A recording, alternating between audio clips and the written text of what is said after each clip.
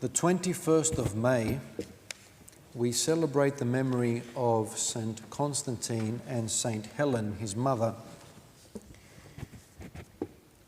St. Constantine was the first Roman emperor who embraced Christianity, and it was quite a big change in that immediately before him, a number of other emperors had been persecutors of Christianity.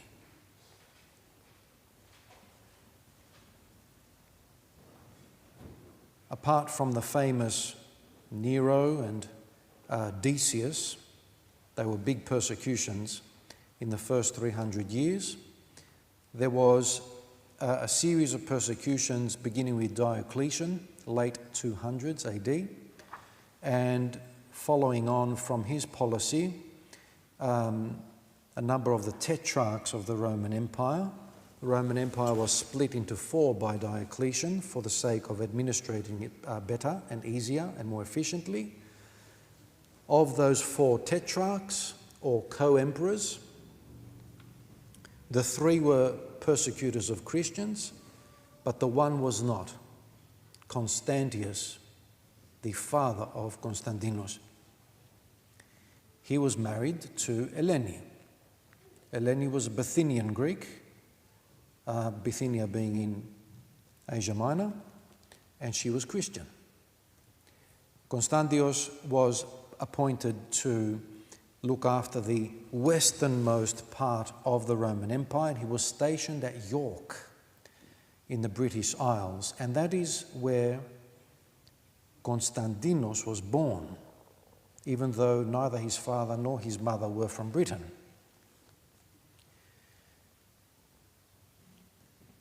When Constantius passed away, Constantinos, his son, took over that part of the empire as tetrarch. Having an affinity, having a friendliness towards Christians, he wasn't yet Christian, even though his mother was Christian.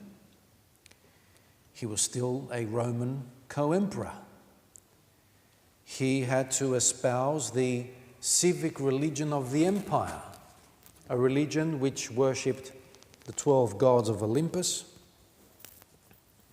in their Greek rendition, but also in their Roman rendition, Jupiter, Venus, basically Latin translations of the Greek.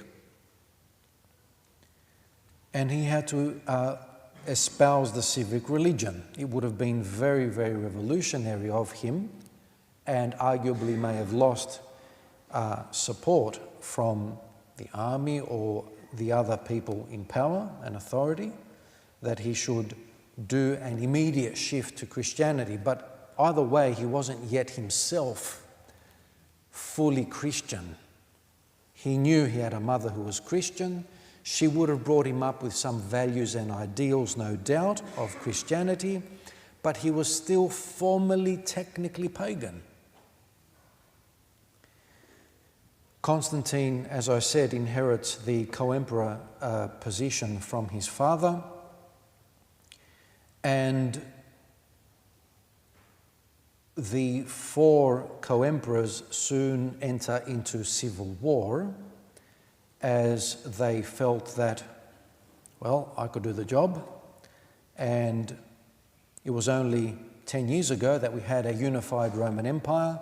This split in four doesn't work, and they competed with each other. So the two eastern tetrarchs had a civil war, the two western ones did as well, and then it was down to two, and then those two had a final battle, which we will talk about in a second. St. Constantine is remembered for a number of things. After defeating the other co-emperors, he becomes sole ruler, and the famous Battle of the Milvian Bridge was the final battle of that civil war. Sorry, it was the second last battle of that civil war. And very simply, as he marched to Rome, all the way from Britain and Gaul, he was met by the co-emperor that was based in Rome, Maxentius, and the day before the battle, Constantine saw a vision in the sky, and he saw the cross in the sky, a clear, big cross. And the words associated with the cross were "en tuto nika," with this you shall win. It was like a big, important vision. Now, he of course knew what the cross was and that it was the symbol of the Christians. We know from other historical sources that he had a contingent of Christians in his army. So a small contingent was Christians, the rest were pagans. And that he respected the Christians as much as he respected everyone else. And that after seeing that vision, he commanded that all his soldiers, pagan or Christian, should paint on their shields a cross. Now, arguably it was a cross, a straight cross. Some others suggest that it was the hero, and it's often depicted as the hero, the first two letters of the epithet of Christ, Christos, hero, Christos. And if you were to exit our church this morning, just look back at the middle arch and you will find the He and the Ro blended together, the first two letters of the name of Christ. That is also considered a symbol of Christianity. They did so, they march and the two armies meet at the Milvian Bridge. The strategy was from Maxentius that we will wait behind the bridge. Constantinos has an army. We don't want to face his whole army. We want him to narrow down his army onto this bridge. And that way we are fighting less soldiers, so it was a narrowing of the army. And we will fight this battle at the bridge. There was a loss of discipline at one point, and Maxentius' army actually didn't wait on this side of the bridge. They marched onto the bridge, and the battle actually ensued on the bridge. And Constantinos' army was stronger, and they defeated Maxentius' army. Constantinos then marches on to Rome. He becomes the sole Western emperor, and then a couple of years later was able to move into the east and take on Licinius, the inheritor of Galerius. For those who've been to Thessaloniki, you would find the archaeological remains of Galerius's palace, the Ark of Galerius, the Palace of Galerius, the Mausoleum of Galerius, which was then converted into a church dedicated to St. George by Constantine himself. And it was a church from 312 all the way to the taking of Thessaloniki by the Turks. Subsequently, it was a mosque from the 1400s all the way to 1912, and we were able to get back St. George Church, Rotonda otherwise known as, in Thessaloniki. But you can go and see all these remnants from this specific chapter in history. Constantinos, upon defeating the successor of Galerius, Licinius, in the east, was then sole emperor of the Roman Empire. He was a smart man. He had travelled all across the empire and thought, Rome is no longer the centre of this empire.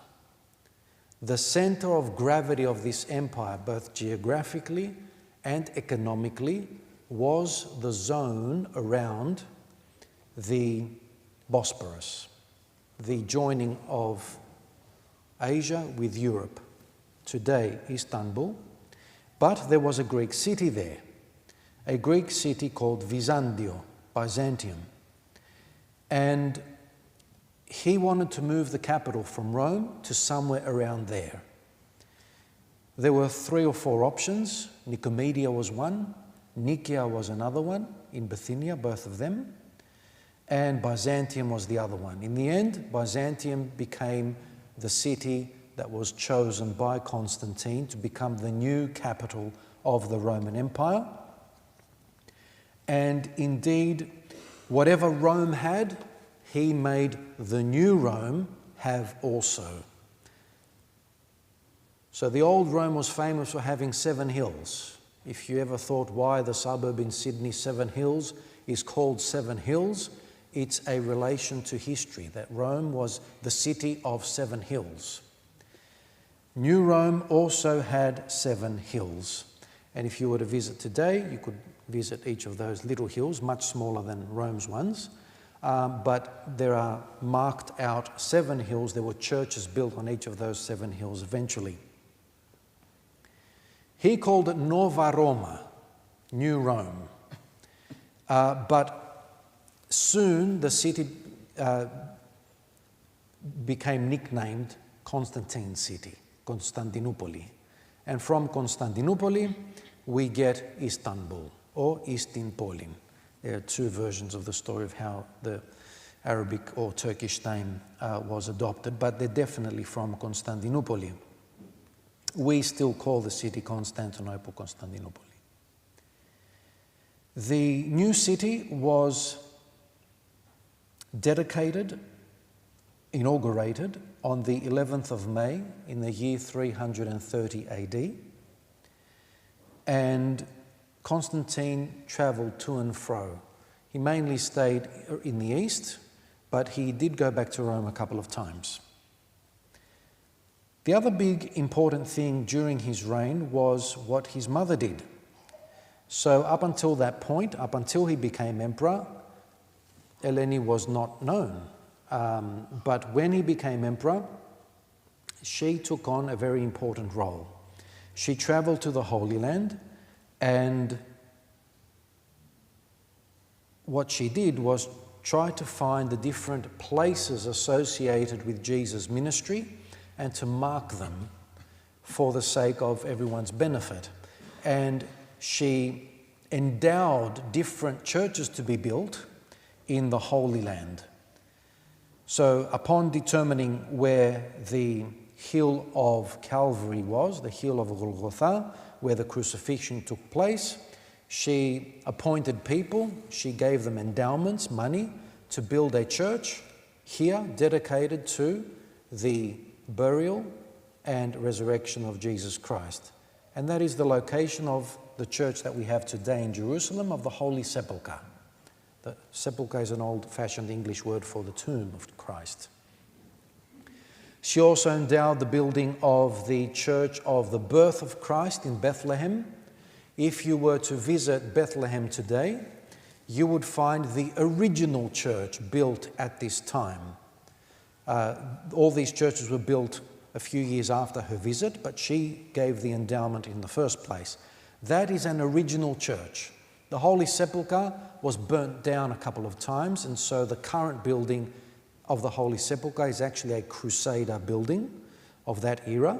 But if you go to Bethlehem, it is the original. It's a basilica.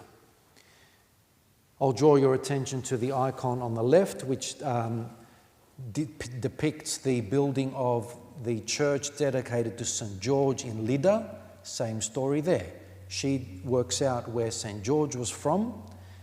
St. George was known to Constantinos as he was an officer at the same place in Nicomedia at one point.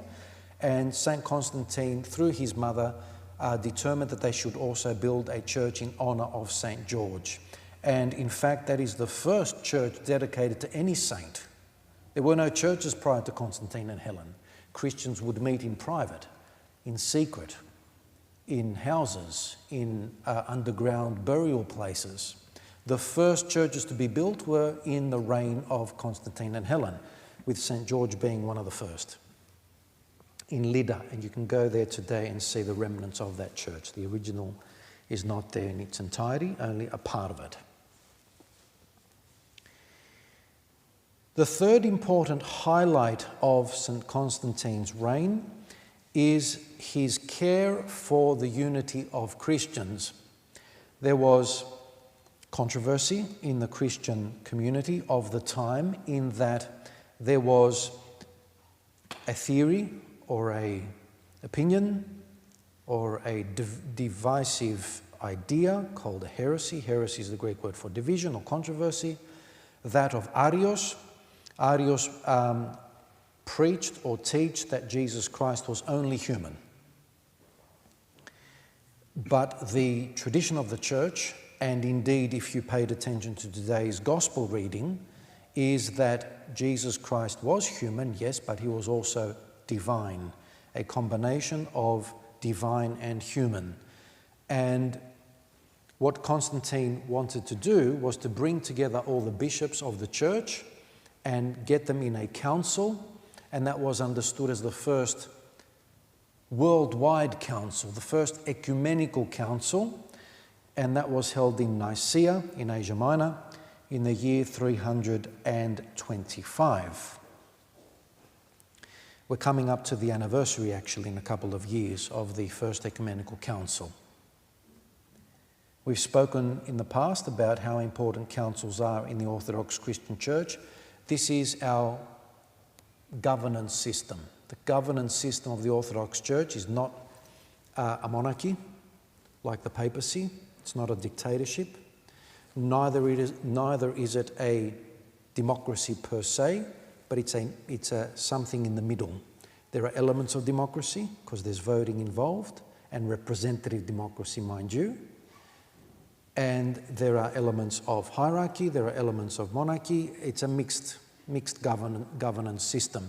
But if there's one word we use to describe our governance system, it is that we have a conciliar system. We work in councils and different levels of councils as well, local, regional, and ecumenical.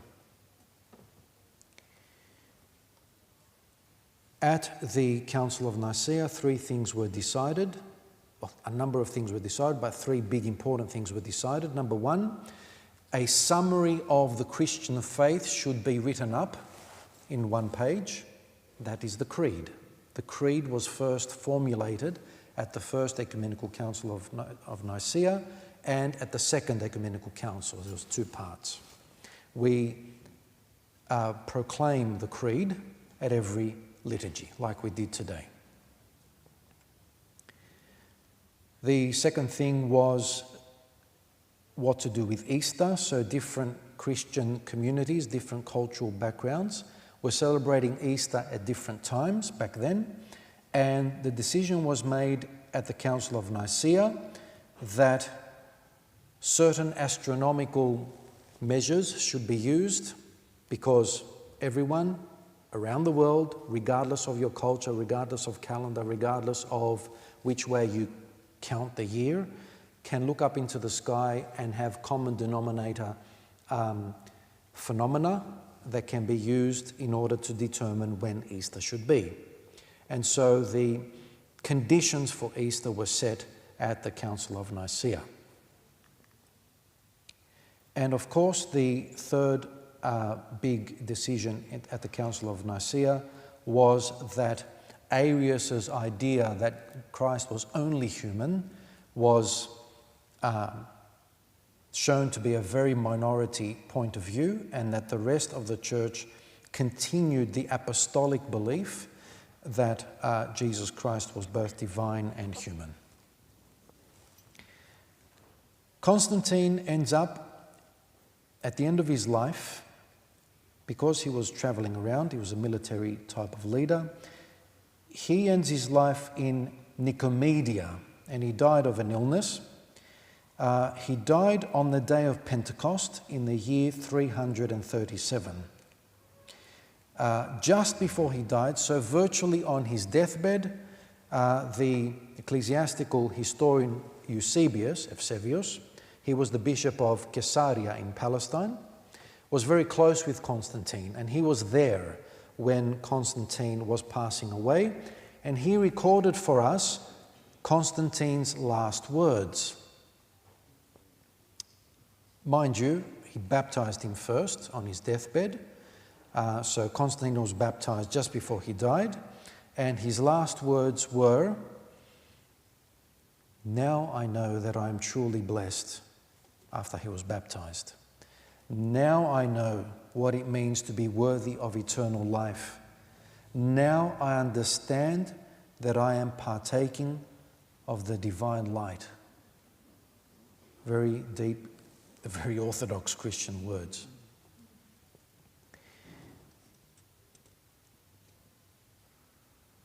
St. Constantine gives us a great example of leadership, number one, and of a person who did struggle with his faith, because if you think about it, he didn't get baptized for all his life.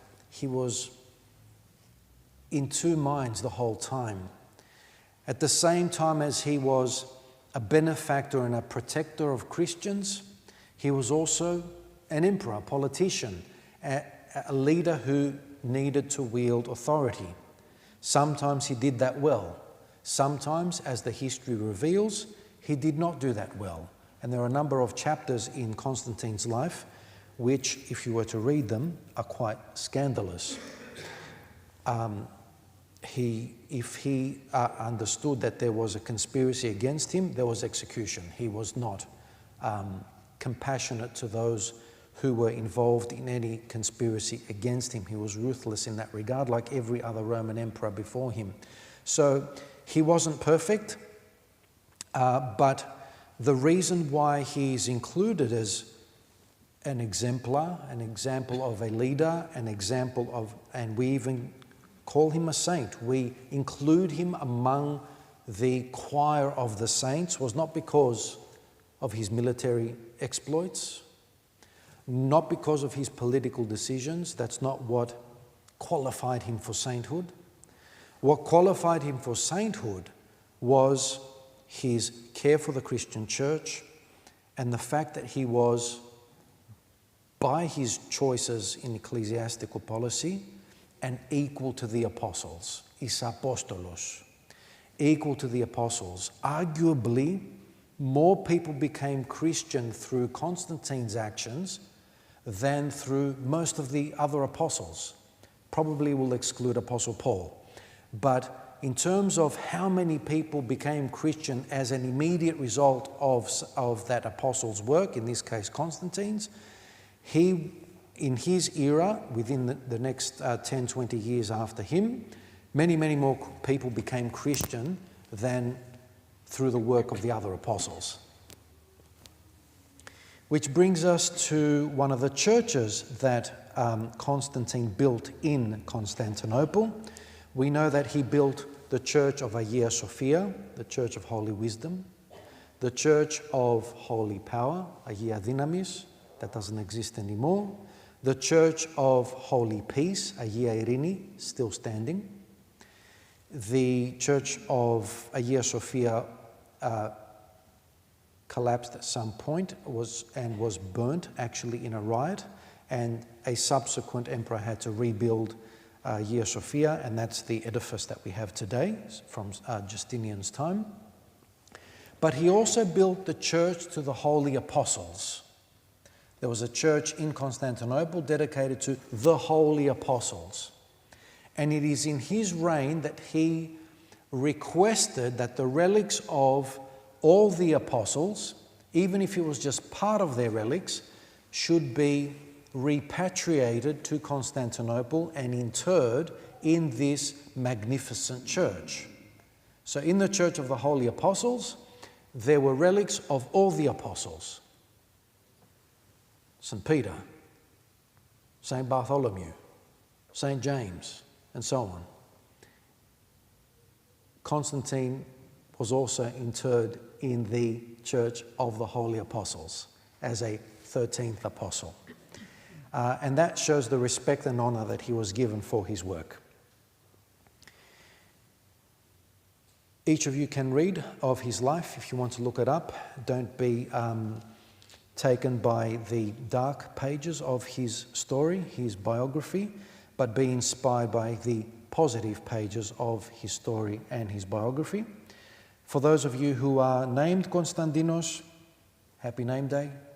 For those of you who are named Eleni, Helen, happy name day to you too. May God grant you the wisdom to follow the example of your patron saints,